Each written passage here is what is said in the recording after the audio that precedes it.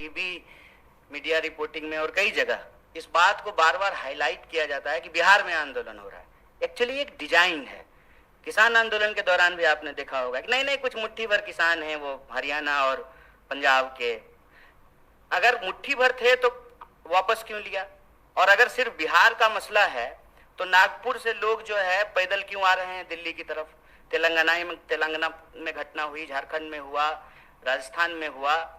तो ये एक देशव्यापी सवाल है। ऐसा नहीं है कि किसी एक राज्य से ही लोग सेना में भर्ती होते हैं, हर राज्य से होते हैं। बिहार का जहां तक मसला है, मैंने आपको कहा कि राष्ट्रीय बेरोजगारी दर से बिहार की बेरोजगारी दर दोगुनी है और वहां पे काम के लिए विस्थापन करना, दूसरे राज्यों में काम करना, ये दशकों से ये समस्या चली आ रही है। मैं मौजूदा सरकार को जिम्मेवार नहीं ठहरा रहा हूं। इसकी वजह से क्या हुआ है कि जो एक आखिरी उम्मीद कहते हैं नौजवानों का कि हमको सर्वोच्च बलिदान देने का मौका मिलेगा, सेना में सेवा करने का मौका मिलेगा, और बहुत कुछ निर्भर करता है साहब।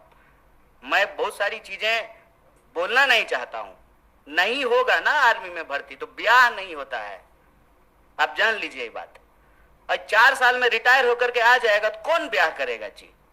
ये बहुत बुनियादी सवाल है, समझिए इस बात को। एक लड़का सिर्फ नहीं जाता है आर्मी का नौकरी करने के लिए, पूरा का पूरा परिवार, पूरा का पूरा गांव उससे सम्मानित होता है। अगर ऐसा नहीं होता तो क्यों शहीदों का जो है गेट बनाया जाता है? ये हमारा एक व्यक्तिगत पेन है साहब, इसीलिए हम लोगों को दुख हो रहा है। और ऐसा नहीं है कि हम इस सवाल पे निकले हैं। अभी रेल मंत्री अपील कर रहे हैं। ये रेल मंत्री तब कहां थे जब रेलवे की भर्ती में गड़बड़ी आई थी? याद कीजिए, तब भी बवाल हुआ था। तब रेल मंत्री आकर के बोले, फिर उस योजना को वापस लिए। तो बेसिकली क्या है ना कि प्रधानमंत्री जी खुद को समझते हैं डॉक्टर डैंग और हम लोगों को समझते हैं पिंजरे में बंद चूहा। तो जब मन करे तब जो है ना इंजेक्शन लगाना शुरू कर देते हैं, टेस्ट करते हैं कि कितना उछला, कितना जो है अनसीरियस चीज है, आप समझिए। तो 2 दिन आंदोलन हो गया, कई ट्रेनें जल गई, हिंसा हो गई, तब कह रहे हैं कि नहीं नहीं नहीं इस बार जो है 2 साल एज बढ़ा देंगे। तो सो रहे थे? कहता तो है कि जगते रहते हैं आप, सोते ही नहीं है। तो उस वक्त बहाली जब आप निकाल रहे तो आपको समझ में नहीं आया था। ये सीरियस नहीं है। दूसरा बात है कि झूठ बोलते हैं और सब मंत्री लोग को लगा देंगे कि तुम जरा प्रोडक्ट बेच करके आओ तो ले लो, खरीद लो, बेच लो, फायदे। फिर अरे क्या मानसिकता है ये? आप देश चला रहे हैं ना, देश की वस्तु स्थिति बताइए। आप बताइए कि आर्थिक हालत ये है कि ऑलरेडी अमेरिका रिसेशन अनाउंस करने वाला है और आप नोटबंदी के बाद रिजर्व बैंक का जो रिजर्व पैसा है वो निकाल लिए हैं 8,500 करोड़ का विमान खरीदने के लिए। और ठीक कहा ना इन्होंने कि 71 साल में ये देश सेवा करने का दावा कर रहे हैं। मैं प्रधानमंत्री को कुछ बोल ही नहीं रहा हूं। हाँ न, मैं तो ले सकता हूं, मैं डरता थोड़ी हूं। हाँ वही कह रहे हैं, क्यों नहीं ले सकते हैं कि आप सेवा कर सकते हैं और हम सेवा के लायक नहीं है। और उस ड्रोन का क्या हुआ जिससे वो कहीं देश में गड़बड़ी देख लेते हैं ड्रोन से आजकल? तो ड्रोन क्या था, छुट्टी पे था कि उसका बैटरी खराब हो गया था? क्यों नहीं ड्रोन भेज करके देख लिए कि क्या हो रहा है देश में?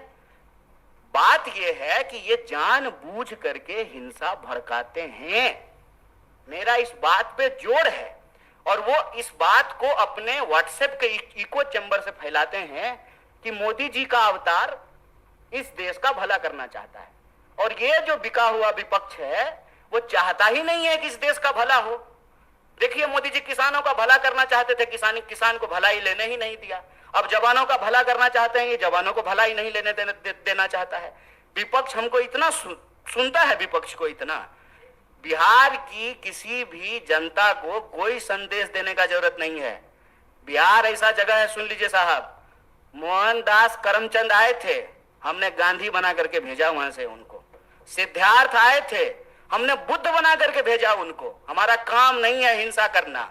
अगर हिंसा हो रही है इसके लिए सरकार जिम्मेवार है। और ये अग्निपथ योजना देश के युवाओं को अग्नि में झोंकने की योजना है। तो मैं बिहार के नौजवानों से यही कहूंगा, रे भाई इतना रिस्क लिए हो तुमको पता है। और आपको एक बात और मैं बताऊं, आप लोग इसको नोट कीजिएगा, जो लोग आर्मी का तैयारी करता है ना, वो डर से जुलूस प्रदर्शन में नहीं जाता है कि पुलिस केस हो जाएगा तो हमेशा के लिए नौकरी नहीं ले पाएंगे। तो ये वो नौजवान हैं जिनको ऑलरेडी ये लग चुका है कि हमको नौकरी ये सरकार अब नहीं देगी, अब बहुत कुछ हो गया। तो मैं उनको कहता हूं कि चलिए नौकरी के लिए आप संघर्ष कीजिए, लेकिन जहां आप नौकरी करेंगे वो तो वही रेलवे है, वही सरकारी संपत्ति है, उसको कोई नुकसान मत पहुंचाइए। और सत्याग्रह के रास्ते पे चल करके ही, सत्य और अहिंसा के रास्ते पे चल करके ही कोई आंदोलन जीता जा सकता है।